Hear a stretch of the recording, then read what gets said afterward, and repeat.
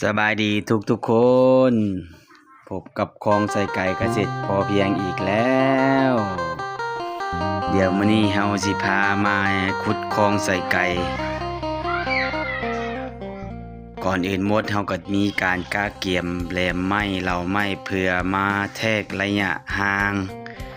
ของคลองเนาะว่าเฮาสิเอาขนาดเท่าใดออกจากหัวของเฮานั้นหลังจากเฮากำหนดเอาขนาดที่ต้องการแล้วก็เอาลักมาตอกไว้เฮาแทกเบิ่งตัวนี้เฮาสิเอาอยู่1.50 เมตรเนาะคลองเฮาสิแทกอยู่1.50 เมตรเฮาแทกแล้วได้ตามขนาดที่ต้องการแล้วก็ตอกไว้เนาะตอกแทกไปตามความต้องการเนาะทั้งส่วนเบื้องนั้นและก็ส่วนเบื้องนี้เอากระแทกเอาลักมาตอกไว้เพื่อเป็นเอิ้นว่าแนวทางเพื่อเป็นเขตที่เขาจะขุดนั้นแทกตามขนาดที่เขาต้องการนั่นแหละทุกคนช่วงนี้มันเป็นช่วงปลายฝนต้นหนาวก็ฝนก็เริ่มบ่ตกนี่แหละมันก็เริ่มเข้าฤดูหนาวดินมันก็ยังซุ่มๆอยู่ช่วงนี้จะเป็นช่วงที่เหมาะสมในการขุดคลองใส่ไก่เด้อทุกๆคนเนาะดินมันยังซุ่มอยู่ดินมันยังอุ้มน้ำหน่อยนึงถ้าปล่อยให้มันแห้งหลายกว่านี้เฮาสิขุดยากดินมันสิแข็งเฮ็ดให้เฮาขุดยาก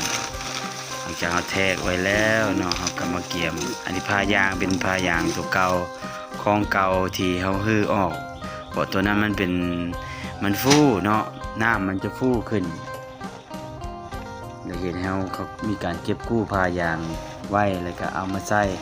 เดี๋ยวมันมีห้อยหัวเขาก็จะจอดเอาเนาะ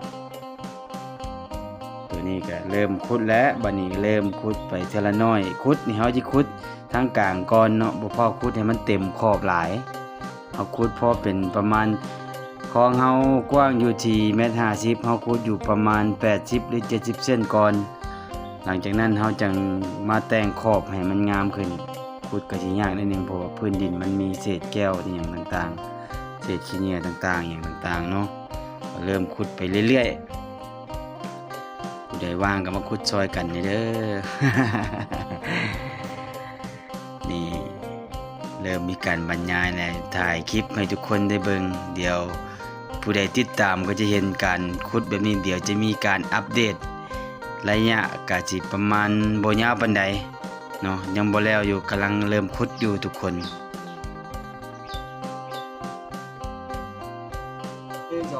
มาฮอดตัวนี้ก็ได้อีกมือที่2ตัวนี้ขุดได้หลายเติบและคอยขุดไปตัวนี้ก็ยังบ่ได้สวยงามปานใดเพราะว่าไปซื้อเสียมมาใหม่เสียมมันบ่ได้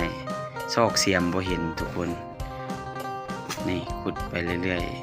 ๆซับไปจังซี่แหละได้หลายเติบเลยได้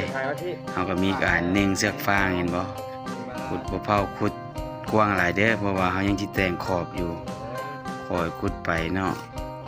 หลังจากขุดแล้วเฮาก็สิมาวัดระดับจับน้ำระดับเอาเลเซอร์ผู้ใดมาจับเพราะว่าเฮาก็เป็นนายสร้างอยู่แล้วเนาะคอยขุดไปเรื่อยๆขุดด้วยมือทุกคนตามออกกำลังกายเนาะได้หลายเติบแล้วตัวนี้ก็เด้อแม่ขุดบ่แม่นพ่อขุดเด้อสาวเพิ่นมารีวิวให้เบิ่งเฮาบ่ได้ถ่ายฝึกให้เพิ่นถ่ายวิดีโอเพิ่นก็ถ่ายแบบนี้ให้เบิ่งเลยเนาะลูกสาวโอเคเอาสำนี้ไปก่อนเนาะทุกคนเนาะเดี๋ยวจะมีการอัปเดตให้ทุกคนขอขอบใจที่ติดตามคลิปเนาะเจอกันกับคลิปหน้าขอขอบใจ